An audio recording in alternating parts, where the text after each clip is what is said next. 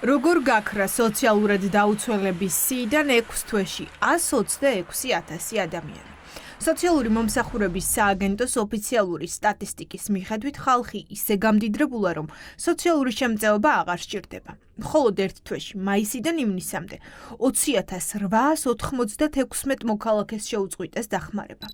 როგორ მივიღეთ ეს შედეგი? ეკონომისტები ფიქრობენ, რომ ქართული ოცნება რიცხვებით მანიპულირებს. თუ 126,000 ადამიანი ტყუილა იღებდა ამ შემწეობას, ორი მიმართულებით მივდივართ, ხო? პირველი სისტემა არის სრულიად გაუმართავი ამ მიმართულებით, ან მეორე მიზან მიმართულად უხდიდნენ ამ ადამიანებს, ვისაც არ ჭირდებოდა ეს თანხა, რაც ეს მოსყიდვა არის ჩვეულებრივ ამომრჩევლის, ხო? ჩვენ ქვეყანაში ზოგადად მდიდრდება მით უმეტეს დროის ასე მოკლე მონაკვეთში ძალიან მცირე ჯგუფი და მათი გამდიდრების ასე ვთქვათ წყაროებით საკმაოდ ბევრ კითხვის ნიშანს აჩენს. როდესაც ჩვენ გვაქვს აი ესეთ სისტემურ პრობლემასთან საქმე, აქ პირდაპირ დგება ხელისუფლების პასუხისმგებლობის საკითხი. ერთი არის ასე ვთქვათ სურათის გალამაზების ცდელობა და ამ სურათის გალამაზებას სამწუხაროდ ესე ვთქვათ მსხვერპლი ყავს, ეს არის ეს ღარიბი მოსახლეობა, რომელსაც ასე ვთქვათ ამ გამხმარებას უქმებენ.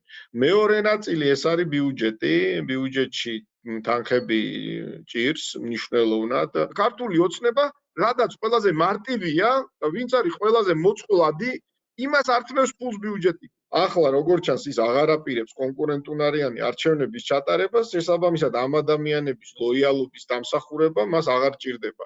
პირველი ნაბიჯი იყო დასაქმების პროგრამის გაუქმება, ეხლა მეორე ნაბიჯი არის გაცხრილვა ამ სიენ. იანვარში სოციალურ შემწეობას 710,000 ადამიანი იღებდა. თუ ეკონომიკა იზრდება, სიღარიბის მაღალი მაჩვენებელი ლოგიკური არ არის. ამიტომაც სოციალური დახმარებების მიმღებთა რიცხვმა კლება დაიწყო და 6 თვის თავზე სიაში 584,000 მოქალაქეა. ეკონომისტები წლებია ამ სტატისტიკას აკვირდებიან. ამბობენ, რომ შემწეობას და საბიუჯეტო სახსრებს ქართული ოცნება წინა საარჩევნო და ამომრჩევლის მოსყიდვისთვის იყენებდა. ახლა ყველაზე გაჭირვებული მოსახლეობის პოლიტიკური ლოიალობა აღარ სჭირდება და თან სტატისტიკის გამოსწორებას ცდილობს. თუ მათ იცოდნენ, რომ წლებია ამ შემწეობას იღებენ ადამიანები, რომლებიც არ უნდა იღებდნენ, ეს არის ფულის გაფლანგვა ბიუჯეტიდან, ხო? და თუ ფული იფლანგებოდა, ვინ არის ამ განფლანგვაზე პასუხისმგებელი? ქართული ოცნება იქცევა ისე, გეგონება მან ძალაუფლება ხელში ჩაიგდო 24 წელს. ის ქართული ოცნება 24 წლამდე იყო კორუმპირებული, არაეფექტური და ფულის განფლაგველი. და აქამდე რაღაცა ფანტომ ხელისუფლება ყავდა, არ ვიცი რა დავარქვა, deep state, გლობალური ომის პარტია, რომელიც საქართველოს არასწორად მართავდა და ფაქტიურად გადაჭეხა უსკოპში. 100,000-ობით მოქალაქე, ვისაც ახლა მინიმალური სოციალური დახმარება შეუწყვიტეს, სიაში შემთხვევით ვერ აღმოჩნდებოდა. უნდა დაეკმაყოფილებინა არაერთი კრიტერიუმი და გაევლოს შემოწმება. თუ სიაში ვინმე დარღვევით პარტიული ნიშნით აღმოჩნდა, ესეც ქართული ოცნების დამსახურებაა და ირაკლი კობახიძეს გაუჭირდება პასუხისმგებლობის მოხსნა. ან უნდა თქვას, რომ აი ეს იყო საქართველოს გადასახადების გადამხდელების ხარჯზე მასშტაბური აფიორა, რომლის სათავეში იდგა ქართული ოცნება და პასუხი უნდა აგოს ამაზე, რომ 100,000-ზე მეტი ადამიანი ტყუილად ყავდა საქართველოს გადასახადის გადამხდელების ხარჯზე პირდაპირ დაფინანსებაზე და მათ ეს არ ჭირდებოდა და ეს არის უდიდესი დანაშაული.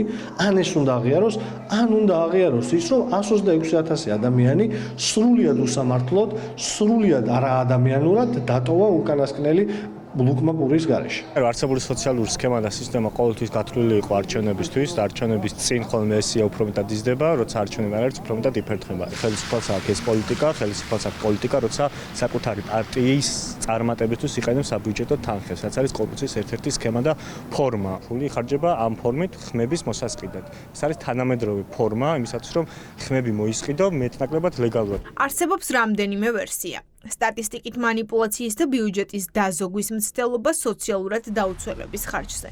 მაგრამ დღეს ქართული ოცნება ამტკიცებდა, რომ საქმე პოლიტიკას არ ეხება. უბრალოდ მოქალაქეებს, ვინც სიიდან ამოიღეს, სახელმწიფოს დახმარება აღარ სჭირდებათ.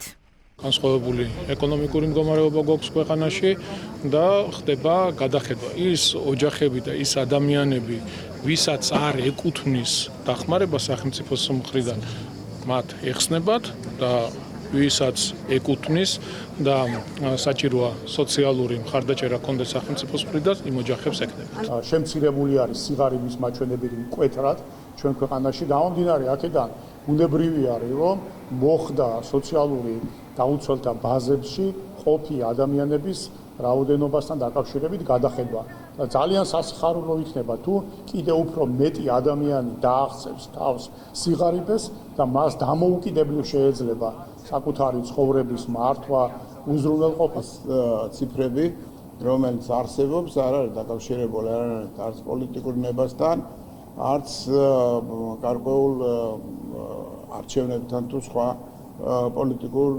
კალენდართან. სახელმწიფო უნდა იზრუნოს იმაზე, რომ რაც შეიძლება ნაკლები ადამიანი ყავდეს სოციალური პროგრამაში. ირაკლი კობახიძემ რამდენიმე თვის წინ თქვა, რომ სოცდაუცველების რაოდენობა გაბერილია. შემდეგ ამ მოქალაქეების დასაქმების პროგრამას ფიქტიური უწოდა. ეს ნიშნავს წლების განმავლობაში გაფლანგულ ფულს, რომელზეც დღეს ივანიშვილის პარტიაში ბევრს არაფერს ამბობენ, მაგრამ ფაქტია.